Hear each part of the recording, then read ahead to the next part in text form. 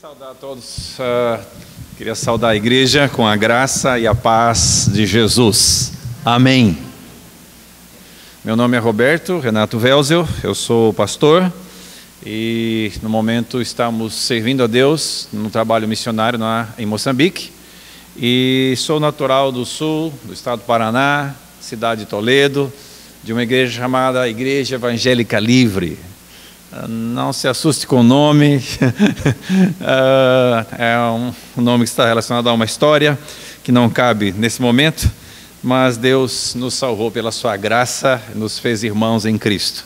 Esse realmente é o ponto principal.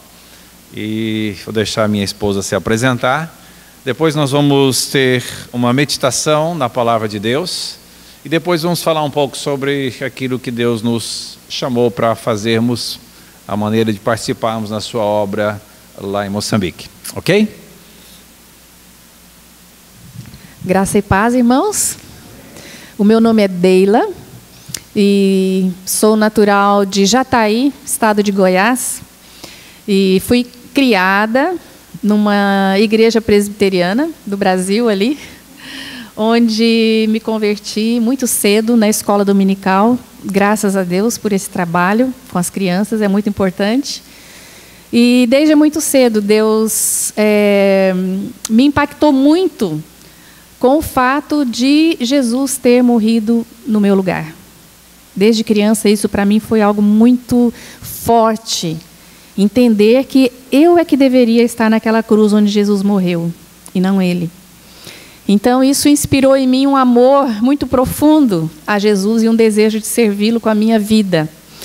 E foi assim, então, que, chegado um tempo, fui para um seminário estudar para me preparar melhor, para servir a Deus. E lá Deus me deu a bênção de encontrar esse jovem, que era jovem, né? Não mudou muito, mas era mais jovem um pouquinho.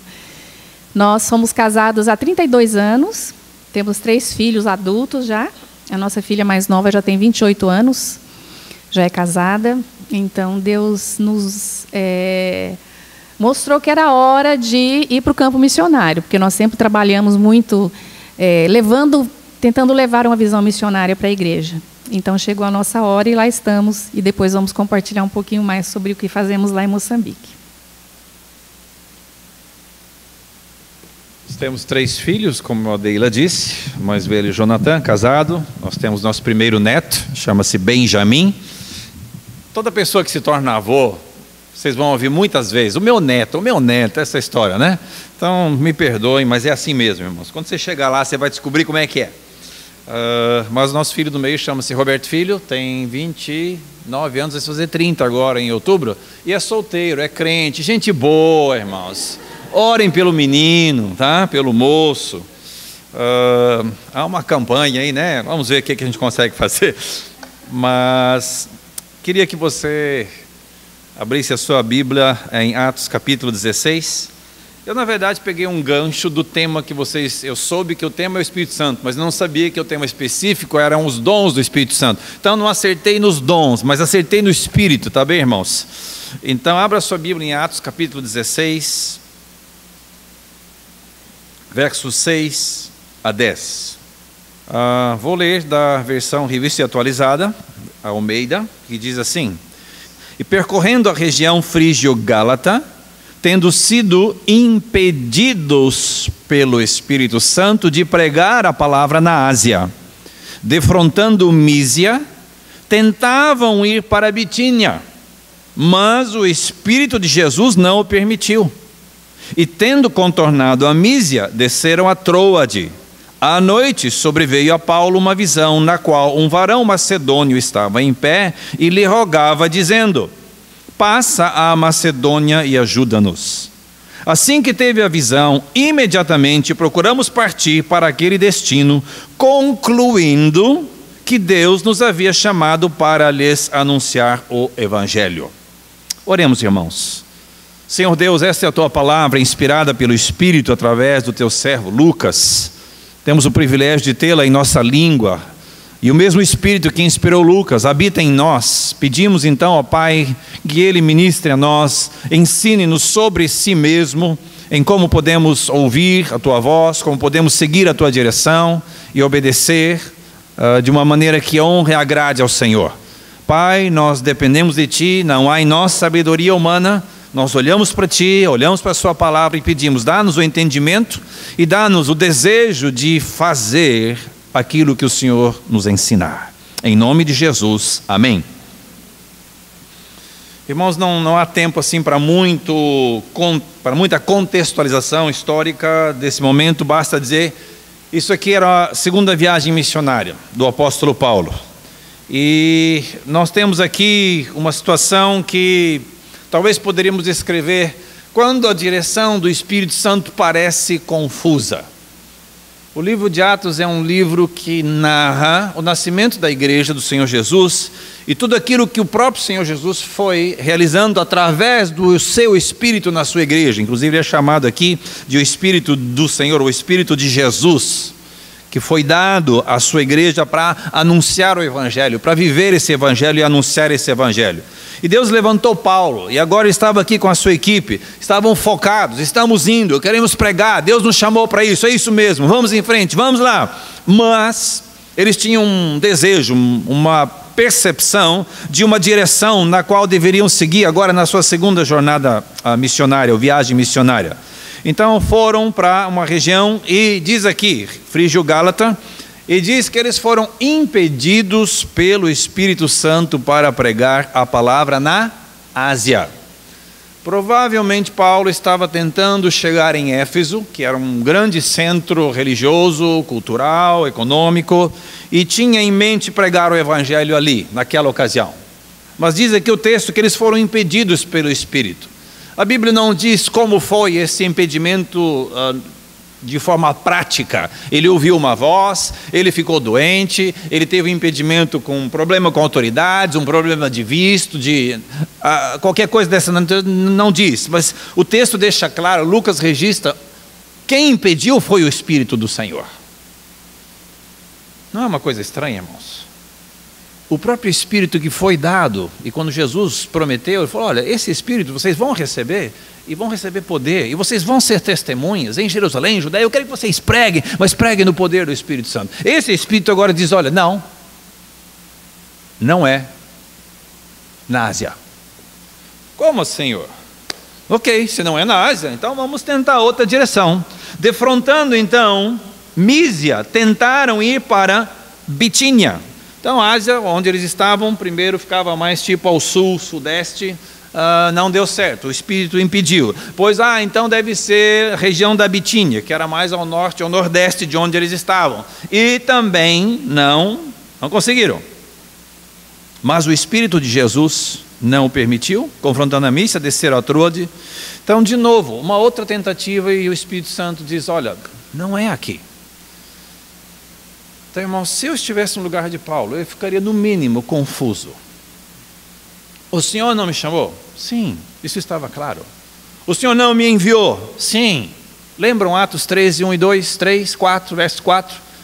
Reunião, a igreja de Antioquia, o povo jejuando, o povo orando, e disse o Espírito à igreja, e a igreja entendeu, separai-me a Paulo e Barnabé, obedeceram, fizeram aquilo, e o Espírito, enviados, pois, pelo Espírito, foram e partiram para a primeira viagem missionária. Então isso tudo estava muito claro, mas agora, parece que há uma certa confusão. Será que Deus não está sendo claro, não quer que nós preguemos algo justamente que Ele nos chamou para fazer, agora está dizendo para não fazermos? Há momentos, irmãos, que eu creio que todos nós, em algum momento da vida, ou em alguns momentos da vida, temos essa impressão. A direção de Deus não nos fica clara. E podemos ter momentos de dúvida. Às vezes nos sentimos um pouco confusos. O que eu faço realmente? E às vezes são questões simples, mas às vezes são questões mais profundas, relacionadas a decisões profissionais. O que eu faço? O que eu vou estudar? Que faculdade eu vou fazer? Que plano Deus tem para a minha vida? Então eu sempre entendi que Deus queria isso, mas de repente as portas fecham, e você fica confuso. ou até tem convicções mais profundas sobre um relacionamento. Eu amo essa pessoa, ela me ama, mas por alguma razão as coisas não se encaixam. E dúvidas começam a aparecer. Então eu creio que não só na vida pessoal, mas também na vida de uma igreja. Estamos vendo aqui uma equipe missionária, e não eram crianças na fé, eram homens experimentados com Deus. E que até aqui estavam sendo obedientes a Deus, embora tivessem as suas lutas. Capítulo 15 aqui relata aquela dificuldade entre Paulo e Barnabé, e separa a equipe, né, e vai um com Silas e outro. Então, pessoas que lutam. Meus irmãos, nesses momentos nós temos que parar, aquietar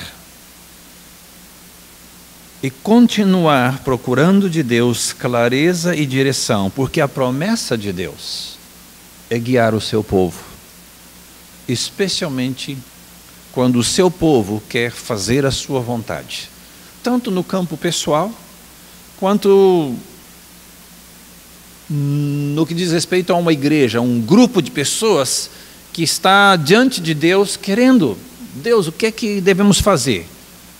Para que direção devemos ir como igreja, como grupo? Devemos começar um trabalho naquele bairro, naquela cidade, ou no sertão, ou num outro país, ou enviar alguém, ou treinar alguém. O que é que devemos fazer? Ou até com as estruturas que Deus nos dá, estrutura física, como é que podemos aproveitar esse espaço para ser uma obra que abençoa pessoas e manifesta o nome de Cristo ao mundo de uma maneira clara e convincente. À noite sobreveio a Paulo uma visão na qual um varão macedônio estava em pé e lhe rogava, dizendo: passa a Macedônia e ajuda-nos. Assim que teve a visão, imediatamente procuramos partir para aquele destino, concluindo que Deus nos havia chamado para lhes anunciar o Evangelho. Não foi aqui, não foi ali, mas agora estava claro que era Macedônia. Eles foram até Troade, dali tomaram um navio, chegaram, entraram na Europa e iniciaram ali o trabalho na cidade de Filipos, que foi a porta de entrada, e a obra missionária avançou em direção à Europa. Então esse, irmãos, foi um segundo momento de grande avanço da obra, do plano de Deus em alcançar pessoas, povos e nações, através de servos e servas, e nesse caso aqui Paulo e sua equipe. Mas houve um momento em que isso não estava claro. Houve um momento de: Senhor, mas o que o Senhor realmente quer? Uma aparente falta de clareza, né? Mas a promessa de Deus, irmãos, é guiar-nos como seus filhos, individualmente, como famílias e como igreja do Senhor Jesus. Então nós precisamos perseverar, parar, ouvir, procurar discernir, e quando ouvimos de Deus, de novo, este é o caminho, andai nele. Não precisamos ver um homem macedônio, uma mulher macedônia, mas Deus tem a sua maneira de orientar-nos individualmente e coletivamente como igreja. Salta aos olhos, irmãos, a firmeza da decisão ou a rapidez na obediência do apóstolo e a equipe. Assim que tivemos a visão, imediatamente procuramos partir para aquele destino, concluindo que Deus nos havia chamado para lhes anunciar o Evangelho. Então agora estava claro, a direção não era a Mísia, a direção não era a Ásia, a direção não era a Bitínia, a direção era a Macedônia. E chegaram em Filipos, e nós conhecemos como segue a história aqui em Atos capítulo 16, com a conversão do carcereiro, com a conversão de Lídia, com o início da igreja na cidade de Filipos, que se torna depois uma igreja que apoia o apóstolo no seu trabalho missionário. Então, irmãos, eu queria deixar aqui uma palavra de encorajamento. Talvez você está num ponto semelhante ao que Paulo estava antes de terem clareza da parte de Deus sobre o rumo que eles deviam tomar, que deviam ir à Macedônia, porque naquele momento era ali que Deus queria que eles anunciassem o Evangelho. Então a ordem geral para anunciar o Evangelho, ela existe. Todo crente recebeu essa ordem e nós somos corresponsáveis em cumprir o mandato que o Senhor Jesus compartilha com a sua igreja. Então não há crente que possa dizer, não, eu não tenho nada a ver com esse negócio de trabalho missionário, esse negócio de alguma maneira me envolver com o que está distante de mim, que não está aqui na nossa localidade, não tem nada a ver comigo, conosco. Biblicamente isso não existe, irmãos. Nós somos uma igreja, e uma igreja que compartilha de uma missão que o Senhor Jesus compartilha com a igreja, e todos nós estamos ou devemos estar comprometidos com esta missão. A maneira que cada um se envolve pode ser ligeiramente diferente, de acordo com os dons do Espírito e de acordo com, às vezes, a direção do próprio Espírito para uma pessoa individualmente ou para uma igreja local, um grupo de pessoas. Mas todos nós, irmãos, temos essa responsabilidade. E Paulo disse aqui, nós saímos, fomos, obedecemos, quando ficou claro para onde deveríamos ir, chamados para anunciar o Evangelho. Quando nós estávamos nos preparando, Deila e eu, para irmos a Moçambique, uma das coisas que tínhamos no coração era uma preocupação em deixar um outro pastor na igreja local, que pastoreávamos lá na cidade de Toledo. Então achamos um pastor, que era alguém que havia sido criado, se convertido na nossa igreja lá, foi enviado para a escola, foi treinado e já tinha agora uns 7 anos de experiência ministerial. E oramos e pedimos a direção de Deus, como essa equipe estava fazendo, falando, Senhor, nós queremos ir, mas gostaríamos de deixar aqui uma pessoa que pudesse ajudar a caminhar com os irmãos nesse ministério. E Deus, irmãos, abriu as portas, esse contato, esse relacionamento, ele aconteceu de uma maneira tranquila, saudável espiritualmente, e então entendemos de Deus que aquele era o irmão pastor que deveria nos substituir.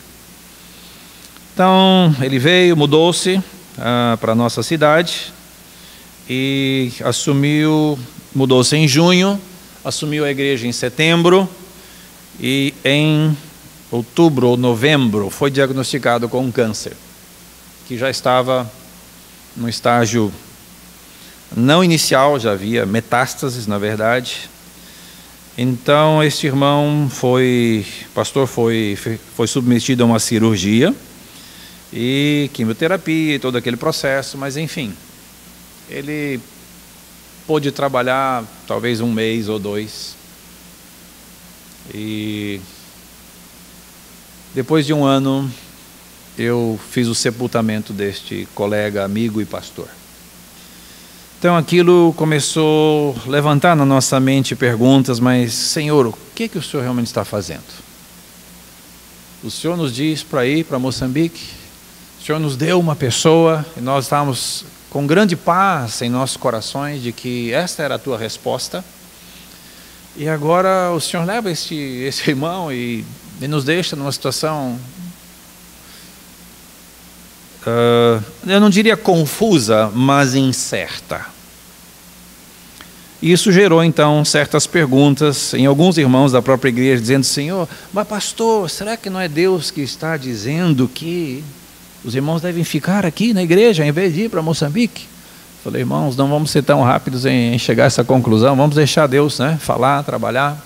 Então de fato a igreja pediu, nós ficamos mais um tempo, adiamos a nossa ida para acompanhar a igreja nessa etapa, mas chegado o final daquele ano, final de 2014, então tínhamos combinado com os irmãos que nós iríamos. Mesmo que a igreja talvez não tivesse ainda encontrado um pastor, ainda há outros pastores, nós éramos uma equipe de pastores, então não é que a igreja estava sem pastor, mas não tinha um pastor titular.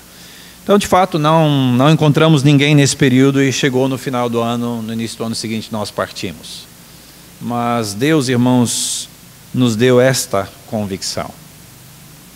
O Espírito do Senhor estava nos dirigindo e nos deu essa convicção de partirmos, mesmo numa situação que não julgamos talvez ideal. E Deus tem abençoado a igreja.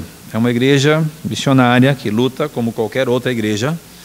Tem as suas lutas, os seus problemas, mas é uma igreja que avança. Então nós queremos agradecer a Deus porque Ele nos conduziu nesse processo. E assim eu creio que tem conduzido a vida dos irmãos, pessoalmente, individualmente, como família, e creio que tem conduzido e há de conduzir, até que Ele volte, este grupo, vocês como uma igreja local, no propósito que Ele tem para a vossa igreja. E que os irmãos, e eu me coloco na mesma posição, ao ouvirmos Deus dizer, é para lá, é aqui que eu quero, é assim que eu quero, nós tenhamos a mesma coragem de Paulo e os seus amigos, de realmente partir para fazer aquilo que Deus nos diz para fazer. Amém? Vamos orar, depois vamos falar rapidamente sobre o que fazemos em Moçambique. Senhor Deus, nós te louvamos e te adoramos porque Tu és Deus único e verdadeiro. O Senhor criou o mundo, criou-nos a sua imagem e semelhança e também enviou-nos o seu próprio Filho para nos resgatar do nosso estado de separação, perdição, alienação e morte espiritual. O Teu amor tem sido tão grande, a Tua bondade, os Teus bons planos e propósitos, o beneplácito da Sua vontade nos alcançou. Nós não temos palavras para Te agradecer e bendizer por tão grande obra. Nosso coração fica admirado e também humilhado, porque percebemos que quem realiza a obra em nossos corações é o Senhor. Te adoramos porque o Senhor também nos enviou Deus, o Espírito. Não estamos aqui sós, sem direção, sem o poder espiritual para fazermos a Tua vontade. Obrigado a Deus pela presença consoladora, guiadora, certa do Teu Espírito em nós. E mesmo quando as coisas para nós parecem um pouco incertas, às vezes até confusas, o Senhor, na Sua graça, sabedoria, paciência e amor, nos ensina e nos guia. Pai, dá a cada um de nós, como filhos Teus e também como igreja do Senhor, essa sensibilidade para parar e ouvir e confiar mesmo quando não entendemos o que o Senhor está fazendo ou dizendo. Mas também ajuda-nos a identificar aqueles momentos em que o Senhor diz, agora é a hora, meu filho, vá. E possamos então esperar do Senhor grandes coisas, assim como o Senhor fez com Paulo e sua equipe. Grandes obras realizaste ali, a partir de Filipos e por toda a Europa. Senhor, nós Te louvamos e Te adoramos por tão grande obra. E Te agradecemos pelo privilégio de sermos aqui aqueles que pregam o mesmo evangelho que Paulo pregava. Dá a nós, ó Deus, a ousadia do Teu servo. Dá a nós a simplicidade, dá a nós a sabedoria, dá a nós a visão, Senhor, de irmos àqueles que têm tido muito menos oportunidades, tanto de ouvir quanto de compreender a Tua palavra. E por amor ao Senhor e obediência ao Senhor, compartilhar o Evangelho, ensinar e fazer discípulos. Nos ajuda, Senhor. Ajuda a mim, ajuda os meus irmãos a vivermos de uma maneira que a nossa vida de fato seja significativa para a realização dos Teus propósitos eternos. Isso gere em nossos corações aquela satisfação de fazer, de viver para fazer a vontade do nosso Pai. Aquilo que agrada ao nosso Pai. E é no nome do Teu Filho Jesus que nós oramos, pedindo estas coisas e agradecendo. Amém.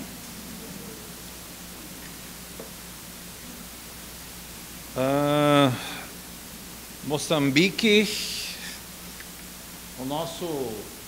nossa visão em termos do nosso ministério lá está resumida nessa frase que está embaixo do projeto Moçambique. Treinando líderes moçambicanos capacitados e comprometidos com a missão de Cristo no mundo. É para isso que Deus nos chamou e é nisso que estamos envolvidos. E nós estamos em Moçambique, no centro. Nós vivemos...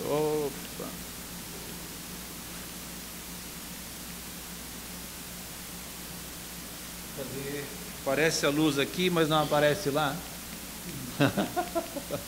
Ok.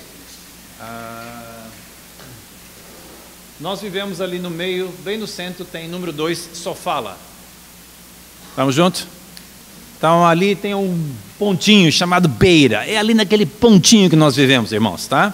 Nós moramos ali, cidade da Beira, estão 500 mil habitantes aproximadamente, no centro do país. Nós ali controlamos o relacionamento norte-sul e há muita história em cima disso. Então, a igreja moçambicana, irmãos, é uma igreja mais ou menos recente. O país passou por um período de independência em 75, logo depois começou a guerra civil, foram aí 16 anos de guerra civil, e isso teve muitas consequências na vida do país, destruiu-se muita coisa.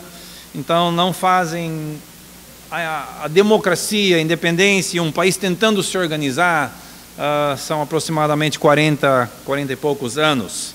Então isso tudo tem reflexos na vida da igreja, mas a igreja hoje, irmãos, é uma igreja vibrante, é uma igreja evangelista. É muito comum você ver jovens, pessoas da igreja que vão para a rua, vão para os bairros, para os vizinhos, vão para um outro bairro e saem em pequenos grupos e vão de casa em casa. Esse é o método mais comum, é visitar casa em casa, evangelizar, convidar, e assim a igreja cresce. É um solo fértil para o evangelho. O moçambicano e o africano, de modo geral, tem uma sensibilidade espiritual muito grande. Há uma percepção de mundo que Deus, o mundo espiritual está presente, interage diariamente em tudo que nós fazemos. Então não há muita separação entre natural, sobrenatural, espiritual e material. As coisas são muito diferentes do que nós temos essa percepção. Então é um povo muito aberto para as coisas espirituais. Então toda a vida tem um aspecto espiritual. Tudo o que acontece tem uma razão espiritual. Se alguém está doente é porque alguma coisa aconteceu no mundo espiritual e alguém fez alguma coisa. Então há aquela preocupação, isso também gera medo dos espíritos, dos antepassados, etc, etc. Mas é uma igreja, irmãos, que evangeliza. É uma igreja vibrante, que louva, adora. É um povo que tem muitas lutas, sofre muito com pobreza. Isso tem muitos reflexos na vida das pessoas, na vida da igreja, mas é um povo que nos ensina muitas coisas. Tenho aprendido muito com os meus irmãos moçambicanos. Irmãos, eu considero um grande privilégio servir a Deus junto com homens, mulheres, irmãos da igreja do Senhor Jesus em Moçambique. Eu não fui lá para ensinar, um grande expert que vai ensinar tudo aos outros. Eu vou aprender e alguma coisa eu posso partilhar com os meus irmãos. Mas é, na verdade, uma grande troca. Então, a realidade da igreja, por ser uma igreja jovem, por ser uma igreja que vem depois de um período de guerra, por ser uma igreja que... nível de instrução, analfabetismo é muito grande, é uma cultura oral, não é uma cultura escrita, então muita coisa não se lê, mas se ouve, se aprende, contando, ouvindo as histórias dos antepassados, dos parentes, da família e assim por diante. Então há pouco treinamento, ou há poucos pastores treinados para o ministério. É comum ter um pastor que dirige uma igreja, mas ele não teve nenhum tipo de treinamento teológico. Alguns são evangelistas, estão começando, plantando igrejas em outras localidades. Tenho um contato com um colega, um pastor batista, que é o responsável pela junta de missões nacionais. Então, ele falando, fiz um encontro para reunir os nossos plantadores de igreja, umas 25 pessoas, líderes, pessoas que já estão fazendo o trabalho, mas que nunca tiveram nenhuma oportunidade de sentar e estudar a Bíblia, de serem instruídos em como interpretar a Bíblia, como ler a Bíblia, como compartilhar o Evangelho, o que faz parte do Evangelho, enfim. Então, irmãos, isso cria um ambiente propício para o sincretismo. Então, há uma mistura de conceitos, ideias e práticas que ainda vêm da velha vida, que vêm de tradições culturais, das religiões tradicionais africanas. Então, a predominância religiosa as religiões tradicionais africanas, em grande parte. Depois tem catolicismo, é uma força grande, uma vez que foi colonizado por Portugal, isso ficou, os católicos são fortes, e tem a igreja evangélica, mais ou menos 25% a 26% são considerados evangélicos, e também tem o islamismo, é uma presença crescente no sul da África, e também em Moçambique, descendo do norte para o sul. Estamos no centro, então há muitas mesquitas. Nesse período que estivemos lá, em 3 anos e meio agora, já vimos pelo menos 2 mesquitas serem inauguradas, e são sempre coisas bem construídas, suntuosas, bonitas, muito dinheiro investido, mas esse ambiente, irmãos, ele é muito dado ao sincretismo. Então a gente vê coisas às vezes nas igrejas, em uma ou outra igreja, ou nas denominações, dependendo da origem, como foi iniciada aquela denominação. Nós vemos coisas que não conseguimos entender, por que fazem isso, por que tem pastor que tem 2 esposas, por que tem líder que às vezes ainda vai procurar a cura no curandeiro ou no feiticeiro, porque essa é a pressão da família. Então fomos à igreja, oramos, já fizemos tudo o que era possível e olha, nada aconteceu. Então temos que procurar os nossos meios, ou seja, aquilo que os nossos pais nos ensinaram, que é procurar um curandeiro. Então isso não é uma exceção, uma coisa tão incomum quanto gostaríamos. Há muitos pastores, ou alguns pastores, pelo menos que nós conhecemos, que têm batido muito firme nessa tecla da necessidade de abandonar realmente as velhas práticas e criar raízes espirituais que realmente estejam fincadas profundamente em Cristo Jesus. Entender a nossa união com Cristo, quem nós somos agora.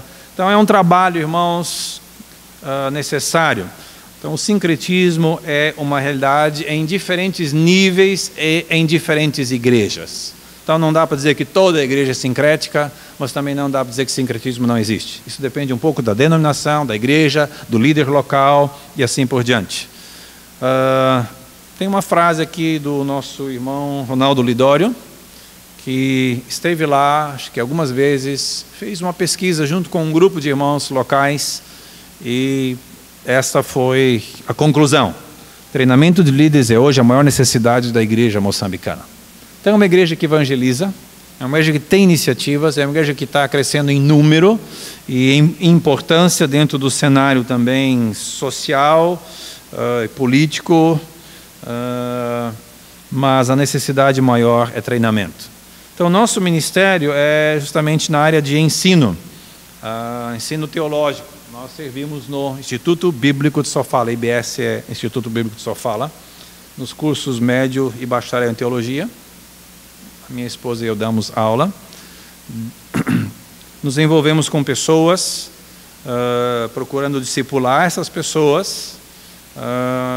Eu faço isso com alunos, esse ano semestre que passou, especialmente com cadeira de discipulado. Foi uma experiência muito positiva, me envolver com a vida dos alunos, aprendi com eles, aprendemos juntos. A Deila faz isso com uma ou outra mulher e também trabalho na administração dessa escola.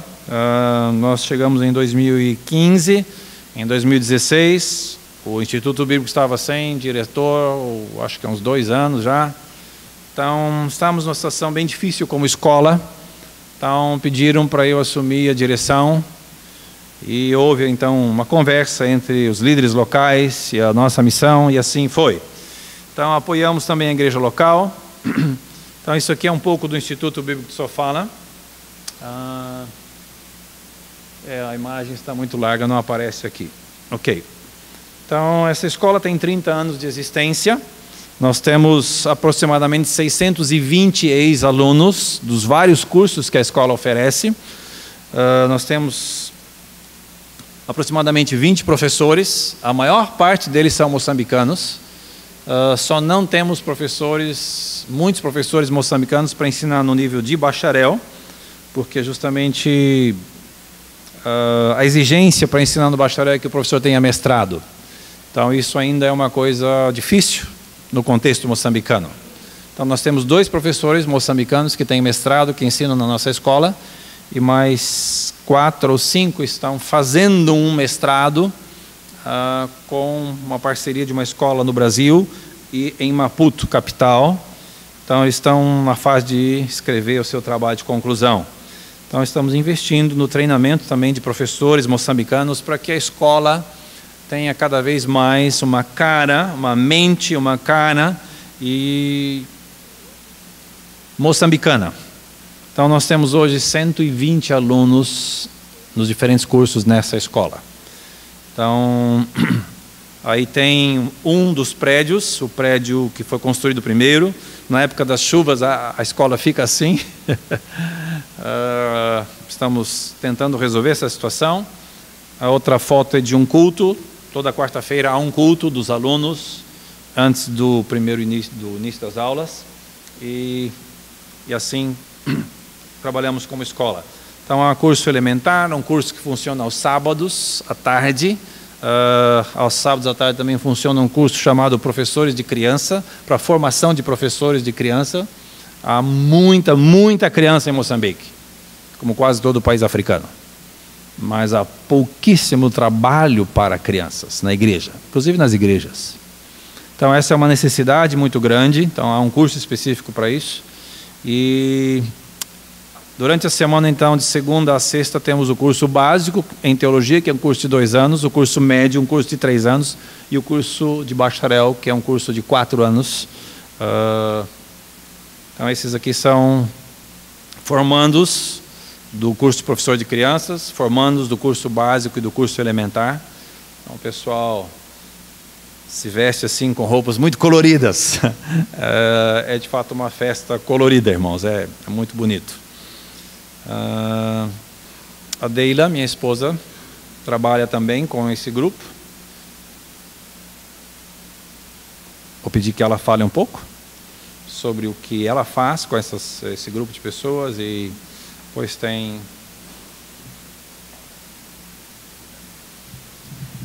Eu tenho o privilégio, então, de ensinar no curso médio. E a cada semestre eu pego 2 matérias, 2 disciplinas para ensinar.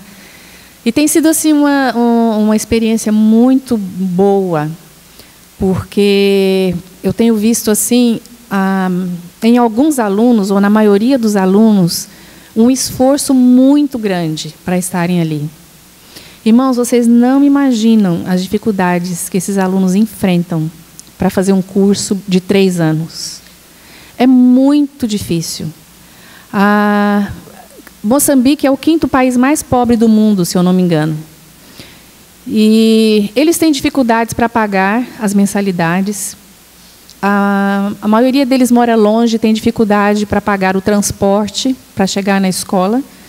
Tem alguns que andam horas para chegar na escola para estudar.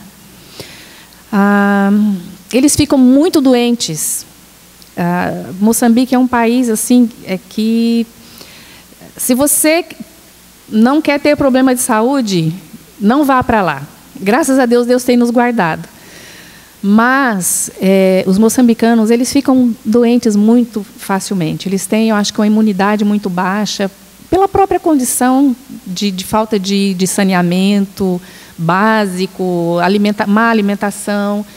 Então, eles ficam doentes com muita facilidade, falecem morre muita gente. Eu já perdi 2 alunos nesse tempo que eu estive lá, e muitos outros amigos, amigas e pessoas que nós conhecemos, porque a malária mata muito, a AIDS, manifestada em vários tipos de doenças, ou doenças muito simples, que seriam facilmente tratadas pela falta de atendimento médico, então leva os nossos queridos, os nossos irmãos. Então, é algo assim que nós pedimos que os irmãos estejam sempre orando, né, por esses alunos, para que eles perseverem no meio das dificuldades, que Deus os guarde, que Deus lhes dê condições de pagarem as suas mensalidades. O desemprego é tremendo, é muito grande, eu acredito que está na faixa de 70% de desemprego.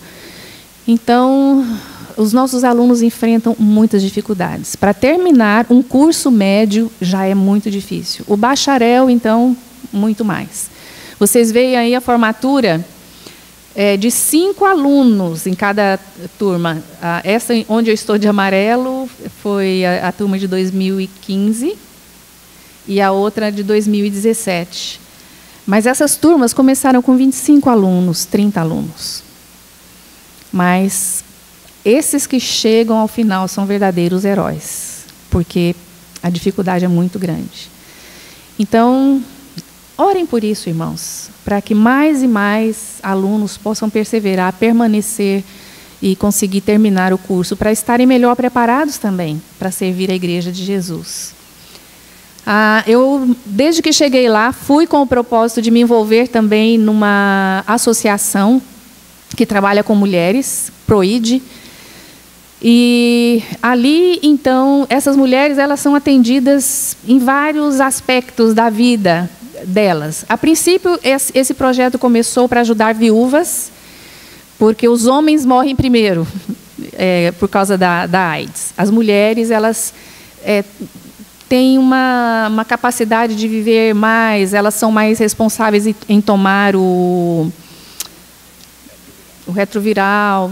Acho que por terem filhos e tudo, elas se preocupam mais e elas vivem mais tempo. Depois que os seus maridos morrem, elas ainda vivem 10, 15 anos. Mas também é uma vida curta. Então, o que aconteceu? Nós começamos a convidar mulheres saudáveis para participar, mulheres casadas e que fossem saudáveis para participar, porque senão o nosso projeto não ia para frente. Porque, infelizmente, as nossas irmãs viúvas têm vida curta. Então, uma vez por semana, eu passo o dia todo com essas irmãs. Ali nós estudamos a Bíblia, nós tomamos uma refeição juntas. E como eu tenho habilidades na área de costura, eu ensino essa habilidade para elas. E elas confeccionam coisas muito bonitas, vendem, e com isso elas podem ter um pouco de dinheiro. Eu queria ter trazido algumas peças para mostrar para vocês, mas, como eu disse para a Grace, nós não vencemos a demanda. São peças bonitas e vendemos muito bem. Agora nós estamos ampliando, queremos ver se conseguimos um local onde esse projeto possa funcionar todos os dias. Porque, no momento, funciona na casa de uma missionária. Então, nós não podemos ocupar a casa da missionária mais que uma vez por semana. Mas Deus está abrindo as portas para que nós tenhamos a nossa sede e assim possamos, elas podem trabalhar mais dias por semana, produzir mais e assim também ter um pouquinho de dinheiro para ajudar no orçamento familiar. O nosso tempo está se esgotando. Então, eu quero deixar aqui alguns tópicos de oração. Deila e eu somos, além de membros da Igreja Evangélica Livre em Toledo, também somos membros da Associação Missionária Evangélica Livre, que é a agência missionária da Igreja Evangélica Livre, que tem uma parceria com MIAF, Missão para o Interior da África. E então trabalhamos com a MIAF em Moçambique. Nós temos algum material aqui sobre várias coisas, ministérios, oportunidades, um pequeno livreto falando sobre a África, uma revista, oportunidades para servir, projetos de curto, médio, alguns de longo prazo. Então, quem estiver realmente interessado, nós temos alguns exemplares, não há aqui um para cada um, mas se está queimando no seu coração, você está com vontade, realmente eu quero ver isso aí, porque vai que, né, Deus está realmente me inquietando com relação a alguma coisa, nesse sentido, como eu posso me envolver. Então, vamos deixar ali atrás, depois os irmãos podem pegar, tá bem? Mas, quanto aos pedidos de oração, como eu disse, essa escola já existe há 30 anos. Então, já houve uma tentativa de transição para a liderança nacional. E quando nós falamos de liderança nacional, existe uma junta, um conselho que administra essa escola, mas no momento nós não temos um diretor moçambicano e nem um coordenador pedagógico. Essas são as duas funções ou cargos chaves numa escola. E então houve uma tentativa de ter um diretor moçambicano mas não deu certo. Então agora temos orado a Deus, então estamos em contato com um moçambicano para treinar esse irmão para assumir a coordenação pedagógica, mas é um processo, é um plano de médio prazo. Então precisamos da direção de Deus, precisamos de um diretor, precisamos de um coordenador pedagógico. A escola precisa se tornar autossustentável. Não é uma luta só do IBS, é uma luta de quase todas as escolas teológicas na África e muitas no Brasil, em outros países. A autossustentabilidade é um desafio. Então temos ideias e no momento estamos em meio a uma discussão para fechar uma parceria com uma outra escola que usaria uma parte das nossas instalações e também geraria então uma renda para o IBS. Mas é um processo que está funilando. Então, esse é um motivo de oração. Também, Deila e eu precisamos da capacitação do próprio Deus para ensinar num contexto transcultural. Então, a experiência, conhecimento que nós temos aqui ajuda, mas há muitas coisas que nós não entendemos lá. Então, para isso, nós precisamos paciência para estudar a cultura, compreender como pensam, como vivem, para podermos ensinar de forma contextualizada e que o que ensinamos realmente tem uma relação direta com o contexto de vida deles como igreja do Senhor Jesus em Moçambique. Porque se isso não acontecer, irmãos, nosso trabalho realmente é em vão. A hora que voltamos ao Brasil, simplesmente não fica nada depois de poucos anos. Então temos visto isso acontecer. Trabalho missionário às vezes de anos, simplesmente parece que acaba.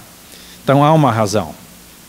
É justamente esse desafio de contextualizar o ensino da palavra de Deus. Então pedimos oração aos irmãos nesse sentido. E talvez vai ter um período de oração, né? Talvez esse seja uma parte das orações. Quero então agradecer muito aos irmãos pela paciência, pelo amor, pela oportunidade de podermos ter esse tempo de compartilhar aquilo que está no nosso coração, que Deus tem nos dado a graça de fazer servindo em Moçambique. Irmãos, eu oro que Deus abençoe ainda mais esta igreja, que continuem a avançar com vigor, com perseverança e com aquela convicção, Deus está a nos dirigir e nós vamos continuar a avançar para a glória do Senhor Jesus. Amém? Amém. Muito obrigado.